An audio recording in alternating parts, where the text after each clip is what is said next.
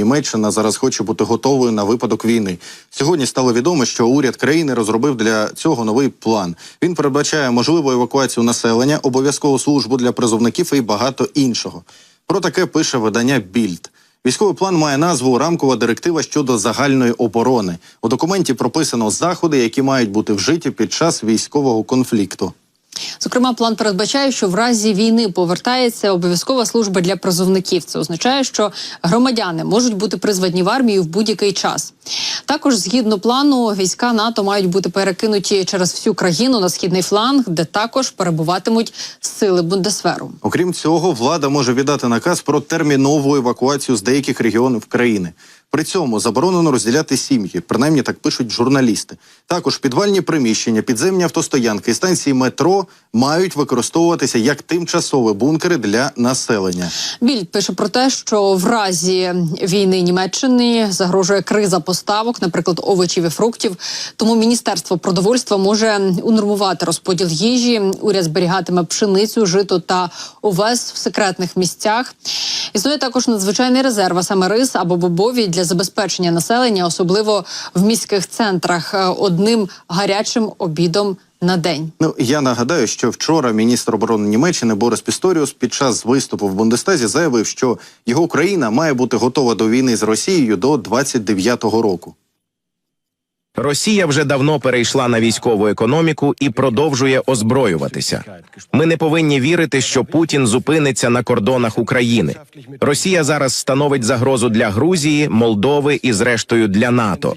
Скорочення нашої підтримки України матиме фатальні наслідки.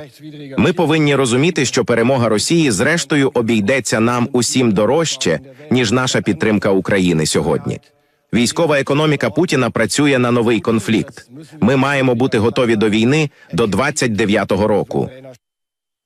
Ми бачимо, що партнери стають все більш рішучими в контексті риторики щодо ударів західною зброєю по території Росії. Наприклад, спікер Палати представників Майк Джонсон вважає, що нинішніх дозволів для Збройних сил України на використання зброї США по території Росії недостатньо.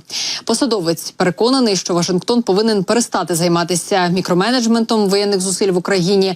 Він планує порушувати це питання в розмові з адміністрацією Байдена. І натомість російський диктатор на цьому тлі каже про те, що їм необхідно посилювати систему ППО в його країні, оскільки логічно припустити, що ця система виявилася не готовою до подібних сценаріїв. Вот напридумывали, что Россия хочет напасть на НАТО. Вы сбрендили совсем, что ли? Тупые вообще, как этот стол? Кто это придумал? Это чушь, понимаете? Бред собачий. Но это было бы бредом, да? Если бы не было задумкой для того, чтобы одурачивать свое собственное население. Говорит, караул, скоро Россия на нас нападет, и мы...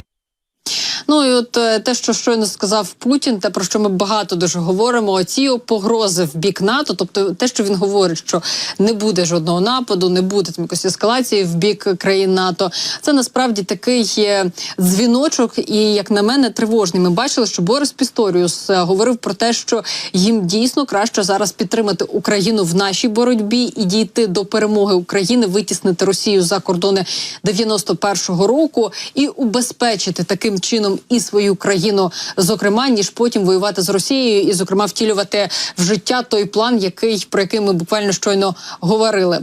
І от Головне управління розвідки підтверджує те, що росіяни, вони не збираються зупинятися. Зокрема, от опублікували перехоплену розмову росіян, і стає зрозуміло, що, власне, громадяни країни-терористки, вони занепокоєні ось через цей дозвіл Збройних сил України бити по території РФ. І при цьому, попри це занепокоєння, вони, власне, ідуть в наступ. Ну, давайте послухаємо, що ГУР нам пропонує. Ой, твою мать-то, какой кошмар. Вот что делается. Ну, что им разрешили теперь с теми ракетами бить по России? Ой, боже, кошмар, кошмар, ад какой-то, ад. Да тут, да, летают они тут, вот залетел тоже на подстанцию там где-то, потом сбивают тут. Да, сбивает их тоже, сбивает, их столько много, до ужаса, это стало кошмар. Где выше Севлиевской тоже вот трансформатор там разбили. Ну, скоро до нас долетит, чё уж.